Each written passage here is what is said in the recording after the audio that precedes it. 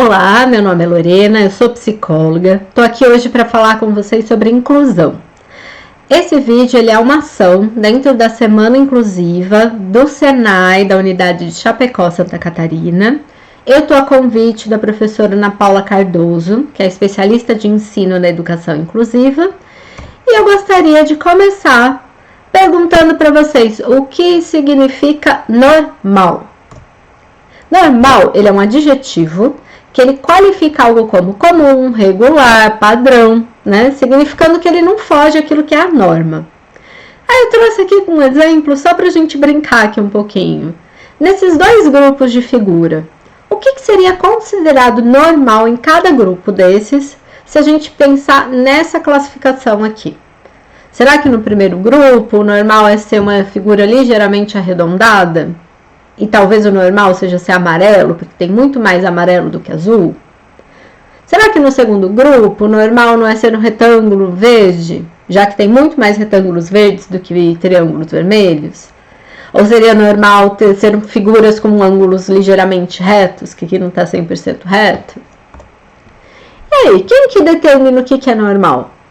E ainda, usando as figuras, né, da imagem anterior, se cada uma dessas figuras tivesse poder de determinar o que é normal, será que cada uma delas utilizaria o mesmo critério para escolher o que é normal ou não? Será que uma figura ligeiramente amarela usaria os mesmos critérios do que um triângulo vermelho, um retângulo verde, uma figura azul? Então, tudo isso foi para a gente começar a pensar que não existe normal. O normal como algo que é único, imutável, consolidado. Porque aquilo que é considerado normal,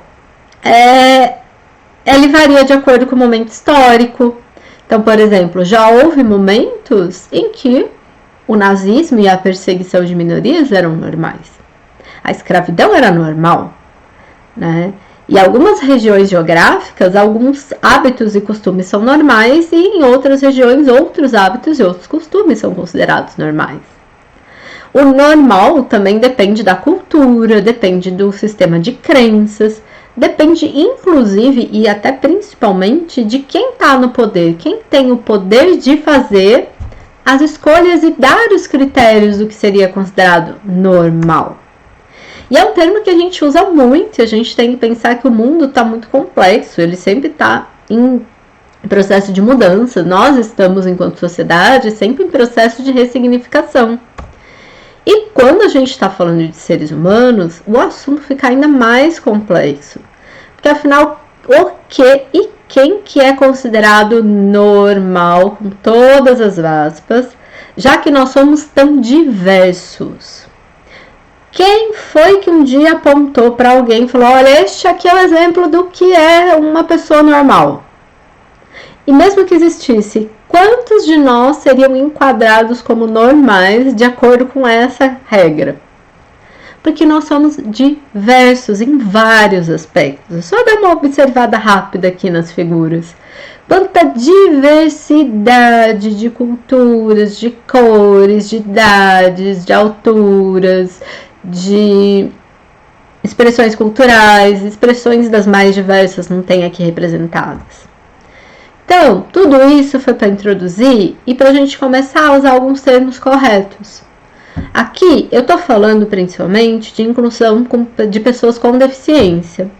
Então, eu estou usando os termos para isso. Só que tudo que eu falei até agora vale também pensando em diversidade e inclusão sobre outras nuances e outros recortes. Aqui eu vou falar de deficiência porque é o tema principal do vídeo. Então, quando a gente pensa em termos, o mais adequado, hoje o correto é nós tratarmos de pessoas com deficiência, né, que a sigla é o PCD, que muitos até ouvem, né, o PCD e não sabem exatamente o que significa, e pessoa sem deficiência. Por que eu destaquei algumas coisas aqui? Primeiro que, em ambos os casos, primeiro vem a pessoa, independente do se ela tem ou não tem, né, se ela é classificada como uma pessoa com deficiência ou sem. Por quê? Antes de qualquer coisa, a pessoa, ela não é a deficiência. A deficiência é uma das nuances, um dos aspectos da existência daquela pessoa. Então a gente não pode colocar a deficiência na frente, como muita gente faz e como antigamente alguns termos faziam. Então esses são os termos, atualmente são os termos que são considerados corretos. Então a gente vai começar a prestar atenção e utilizar eles. E eu trouxe aqui uma definição que ela está no artigo da Convenção sobre os Direitos das Pessoas com Deficiência, que foi aprovado pela Assembleia Geral da ONU. E ela também está inserida em outras legislações, que eu não vou entrar tanto em detalhe aqui, mas eu trouxe porque eu considero importante a gente entender e conhecer. Pessoa com deficiência é aquela que tem impedimentos de longo prazo, de natureza física, mental, intelectual ou sensorial, que em interação com diversas barreiras podem ter obstruído sua participação plena e efetiva na sociedade, em igualdade de condições com as demais pessoas. Cabe aqui ressaltar uma coisa. Antigamente, quando a gente pensava em pessoas com deficiência, era muito comum a gente ter o que chama-se de olhar biomédico, que é o quê?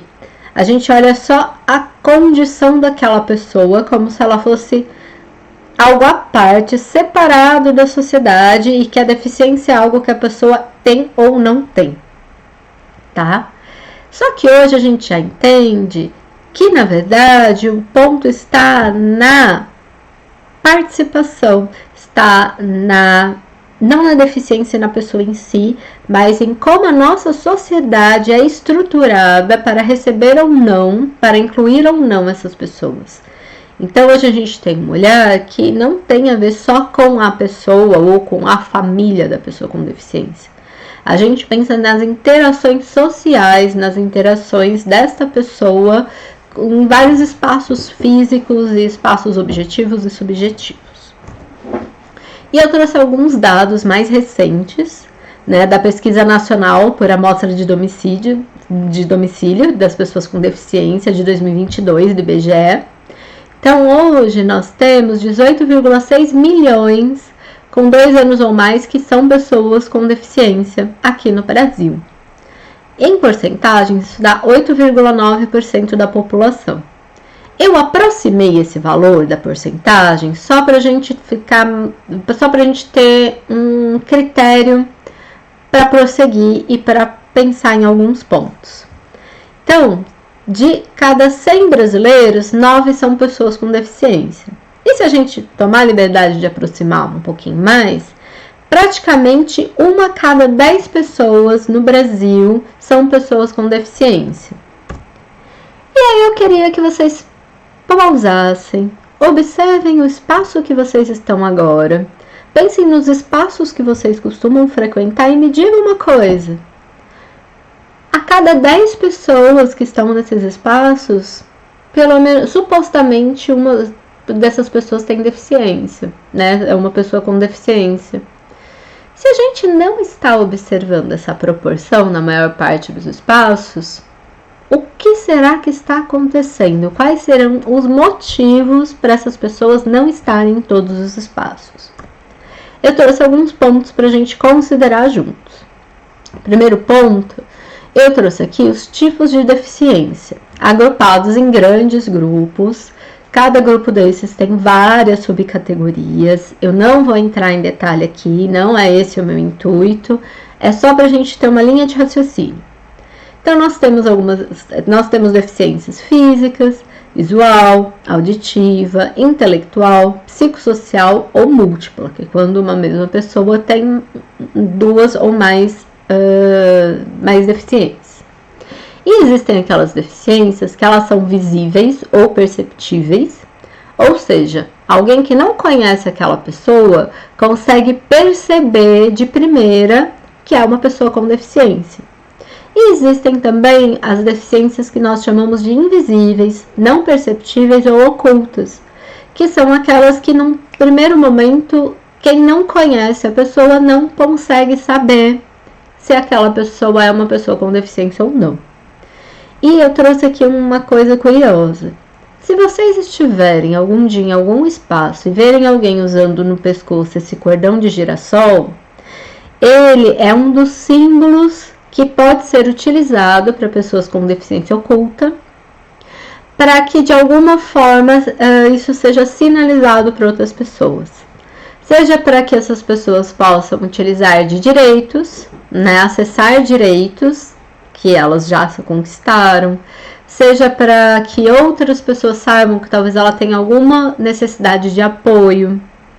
Então, se você vê, agora você já sabe o que é. E também a gente tem algumas deficiências que elas estão presentes desde o nascimento da pessoa e outras que são adquiridas ao longo da vida. E eu trouxe aqui um gráfico também do IBGE que eu achei muito interessante para exemplificar uma coisa. Esse gráfico ele dá a proporção de pessoas com deficiência em cada grupo de idade. E a gente pode observar que esses últimos dois, eles são as barras maiores. Aqui nós temos pessoas de 40 a 59 anos e aqui de 60 anos ou mais. Então, uma coisa para você pensar. Não é todo mundo, mas em algumas pessoas com a idade começam a haver dificuldades de locomoção, algumas perdas sensoriais, mas mais comum é que sejam perdas visuais ou auditivas. Então, essas pessoas também entrariam na classificação de pessoas com deficiência. E não é todo mundo que para pensar que o idoso que está já com algumas dificuldades também está enquadrado aí. Talvez seja também um dos motivos que faz a gente não parar para perceber aquela proporção de 1 para 10 que eu tinha comentado. E eu trouxe aqui também, de novo, a mesma definição que eu não vou ler inteira, mas eu destaquei aqui, ó, uma interação com diversas barreiras, que é outro ponto de por que será que nem todos os espaços têm aquela proporção de pessoas com deficiência ou sem deficiência. A gente precisa pensar em acessibilidade, que é o quê? É um conjunto de dimensões físicas, complementares e indispensáveis para que haja efetiva inclusão das pessoas com deficiência em todos os setores. Então, muitas vezes, a gente não percebe as pessoas com deficiência também porque elas não estão lá mesmo. Porque às vezes falta, às vezes não. Infelizmente, na maior parte das vezes, ainda falta acessibilidade. E quando a gente fala de acessibilidade, a gente está falando de várias coisas. Desde acessibilidade arquitetônica, que é quando não tem alguma barreira ambiental física nos espaços, né, que as pessoas precisam frequentar ou nos meios de transporte. Existem a acessibilidade comunicacional, que é quando a gente não tem barreiras na comunicação interpessoal, né, ou seja, cara a cara ou um grupo de pessoas, escrita ou virtual. Então, ó, já vão reparando, olha para o espaço físico que vocês estão. Arquitetonicamente, ele é construído para qualquer pessoa conseguir se locomover aí com facilidade. A parte da comunicação. Existe alguém do seu convívio que tem uma necessidade de adaptação nas questões de comunicação? Adaptação pode ser o braille, pode ser o Libras, a linguagem brasileira de sinais, pode ser a comunicação ampliada, pode ser em materiais impressos, algo com um nível de contraste maior ou com palavras maiores. Existem várias nuances aí da questão comunicacional.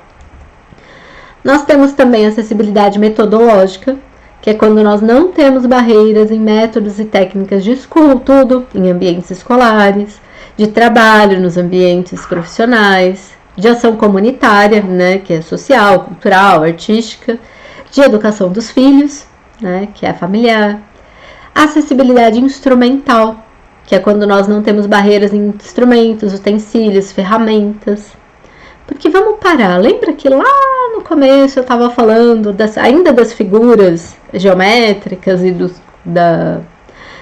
como seria diferente os critérios que cada uma delas teria do que é normal? Nós temos que pensar que por muito tempo, a maior parte das pessoas que teve poder de decisão, participação política, participação social, criação, execução, a maior parte eram pessoas sem deficiência. Então, muito da nossa sociedade é organizada, tanto objetiva quanto subjetivamente, pensando em pessoas sem deficiência. E quando a gente começa a pensar na questão da inclusão, a gente precisa rever muita coisa. Porque os critérios precisam ser mudados para que todos possam estar em todos os espaços. E ainda falando de acessibilidade, nós temos acessibilidade programática, que é quando nós não temos barreiras invisíveis que estão embutidas em política pública, em normas, em regulamentos, e também acessibilidade atitudinal, que é quando não existe o preconceito, estigma, estereótipo e discriminação na relação entre as pessoas. Então, olha quantas barreiras precisam ser quebradas e mudadas para que haja uma plena participação e inclusão das diversas necessidades das pessoas, né? Agora sim, a gente pode falar sobre inclusão? Vamos prosseguir, né? Afinal, o que é a inclusão? Inclusão é a equiparação de oportunidades, a mútua interação de pessoas com e sem deficiência e o pleno acesso aos recursos da sociedade. Por muitos e muitos anos, a maior parte das sociedades e das pessoas vivia num sistema que a gente pode dizer que era um sistema de exclusão. Então, as pessoas com deficiência, elas eram simplesmente excluídas da sociedade. Elas eram muitas vezes escondidas. Era quase como se elas não existissem. Com o tempo e com muita luta, com muita conquista de direitos, começou a mudar para um sistema de segregação. Que é o quê? Não, as pessoas com deficiência precisam participar da sociedade. Mas elas ainda eram segregadas. Sejam em espaços unicamente frequentados por elas, escolas especiais, em que não havia um convívio de pessoas com e sem deficiência, como se pessoas com deficiência necessitassem de algumas coisas e sem deficiência necessitassem de outras. Não era pensado em termos de vamos criar algo que seja bom para todos. Nós temos também a integração, que é aquele grupo que antes estava segregado, ele está sendo integrado nos mesmos espaços do que as pessoas sem deficiência. Mas ainda há muitas e muitas barreiras que não permitem que haja realmente o que a gente chama de inclusão, que está aqui nessa última figura, que é quando todos têm oportunidades equivalentes, todos estão em interação, todos têm acesso a recursos, a direitos, a possibilidades.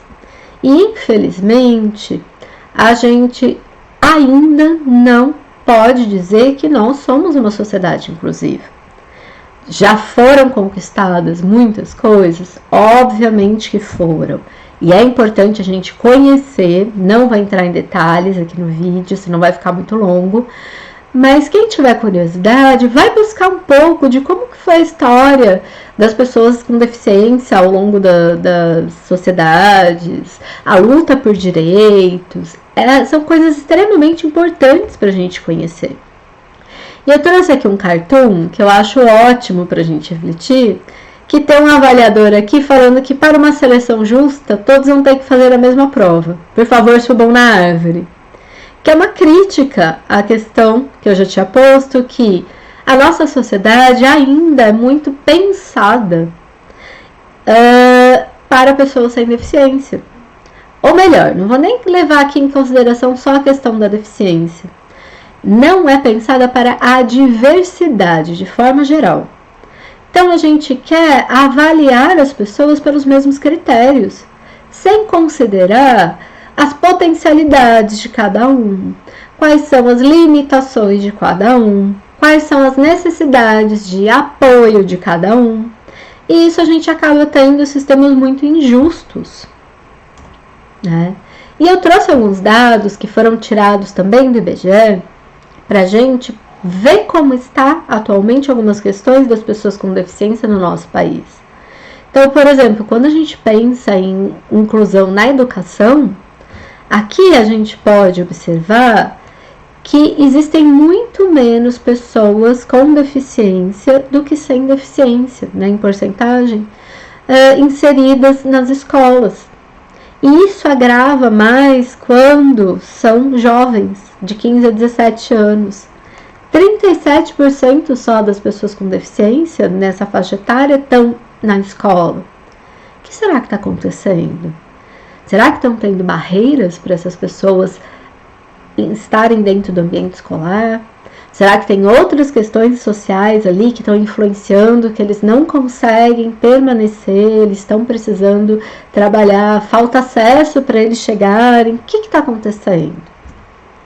E mesma coisa em trabalho. Aqui, nessa imagem, nós temos aqui as pessoas de 14 anos ou mais de idade que estão trabalhando. Então, a gente vê que existe uma participação menor em porcentagem de pessoas com deficiência. E se a gente olha para o mercado de trabalho formal, que é aquele que costuma ter mais direitos, das pessoas com deficiência que estão trabalhando, 34,3% estão no mercado formal. O restante está trabalhando na informalidade. E a taxa de desocupação não é tão distante assim, mas nós temos também uma taxa maior. O que está acontecendo? O que a gente precisa fazer para que as pessoas com deficiência tenham mais anos de estudo, tenham mais condições de adentrar ao mercado de trabalho, tenham mais posições que sejam adequadas, tenham garantido o direito de ter emprego apoiado? Porque a pessoa que tem baixa escolaridade e que não consegue uma inserção no mercado de trabalho, ou consegue uma inserção parcial, ela vai ter uma menor renda, ela vai ter uma série de outras questões ali. E eu trouxe também até a questão de que menos que 1% das pessoas eleitas para as câmaras de vereadores, né, que é o poder legislativo local, é formado por pessoas com deficiência. E por que é importante a gente saber disso? Porque quanto mais diversidade a gente tem com relação àqueles que estão representando o povo, dentro dos poderes que têm possibilidade de criar leis, de fiscalizar se as leis e os direitos estão sendo garantidos, como que a gente vai saber se as pessoas que estão lá estão considerando questões que são importantes para pessoas diversas, né? Então, a gente tem uma taxa muito baixa. E um outro ponto que eu queria discutir com vocês é a questão do capacitismo, que é a discriminação, preconceito ou opressão contra a pessoa com deficiência, que muitas vezes está fundamentado na suposição de que ter uma deficiência é indesejável, que as pessoas com deficiência são menos capazes ou menos dignas de respeito, oportunidade. E é super delicado porque existem algumas ações que claramente são capacitistas, por exemplo, uma ofensa, uma exclusão. E existem algumas questões que são nuances muito sutis para quem não está acostumado a perceber.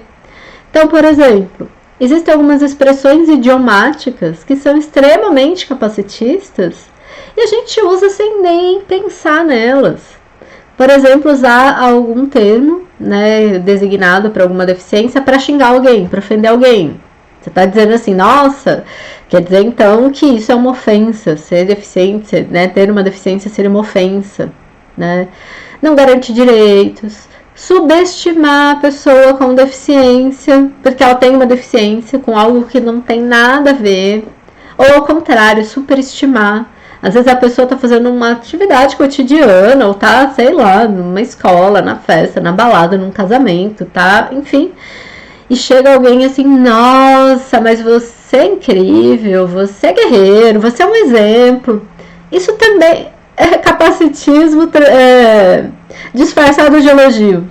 Mesmo que a intenção seja boa, é quase como se você achasse assim, olha, essa pessoa não deveria estar aqui fazendo isso. Ela não teria capacidade.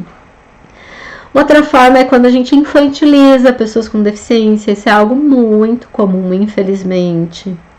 Ou quando a gente pressupõe que a deficiência é uma doença, deficiência é uma condição, é diferente. Também quando a gente não estimula e não dá espaço para autonomia, para participação social. Enfim, tem várias expressões do capacitismo. E eu trouxe aqui uma frase que é um dos lemas, né, das pessoas com deficiência que estão ali, muitas vezes trabalhando e lutando pelos seus direitos, que é um nada sobre nós sem nós.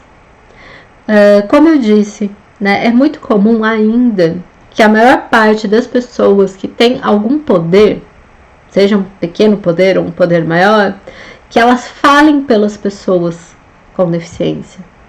E a gente precisa incluir as pessoas em todos os processos de decisão. A gente precisa trazer e tornar os nossos processos todos muito mais inclusivos. Porque não é só escutar, é uma participação efetiva, inclusive com ganho de poder também. De poder, de voz, de voto. E para a gente ir finalizando, eu queria que vocês pensassem, e aí, quem que é responsável por tudo isso? Tanto por manter esse sistema quanto por mudar. E é importante a gente pensar que existem responsabilidades individuais e responsabilidades coletivas. E que algumas coisas estão meio que ali no meio do caminho, né? Por exemplo, nossa responsabilidade individual é ser respeitoso, que é o mínimo, Permitir e incentivar acesso. Questionar quando a gente vê quando a gente perceber alguém tendo uma atitude capacitista, denunciar casos de violência, casos de capacitismo, incluir estas pessoas no nosso cotidiano, as pessoas com deficiência, não por elas terem deficiência, mas pelas pessoas que elas são, né? Pensar em quem eu vou votar. Nossa, Lorena, mas você vai falar de política? Sim, não estou falando de política enquanto partido, candidato, não nesse ponto. Mas enquanto eleger pessoas que estão ali comprometidas com o que a gente chama de política pública, que é a criação e a execução de leis e de garantia de direitos para todos. Porque às vezes nós não temos poder individualmente, mas quem está ali nos representando, né, nas esferas de poder, eles têm um tipo de poder diferente que o nosso, mas a gente tem o poder de saber quem a gente vai eleger ou não. E a nossa responsabilidade coletiva também envolve os espaços que a gente frequenta, as organizações, as instituições, levar este debate para mais lugares, ampliar a nossa percepção. Tem vários pontos que a gente pode pensar nesse sentido. Porque quanto mais gente lutando, mais fácil ou menos difícil se torna garantir que esses direitos já conquistados sejam efetivados, garantir mais direitos, não só para as pessoas com deficiência, mas para todas as pessoas, cada um com as suas necessidades. É importante a gente bater nessa tecla, porque existem algumas leis que elas são específicas para alguns grupos, porque eles têm necessidades diferentes. Então, a gente precisa, sim, também garantir isso. E eu trouxe aqui uma frase, né, na verdade, um texto do Brecht, que eu gosto muito, que se chama Nada é Impossível de Mudar. Desconfiai do mais trivial, na paciência singelo, e examinai, sobretudo, o que parece habitual. Suplicamos expressamente, não aceiteis o que é de hábito como coisa natural, pois em tempo de desordem sangrenta, de confusão organizada, de arbitrariedade consciente, de humanidade desumanizada, nada deve parecer natural, nada deve parecer impossível de mudar. Eu agradeço a atenção. Então, aqui os meus contatos, quem quiser fazer algum apontamento, algum comentário, fique à vontade. E eu encerro esse vídeo por aqui.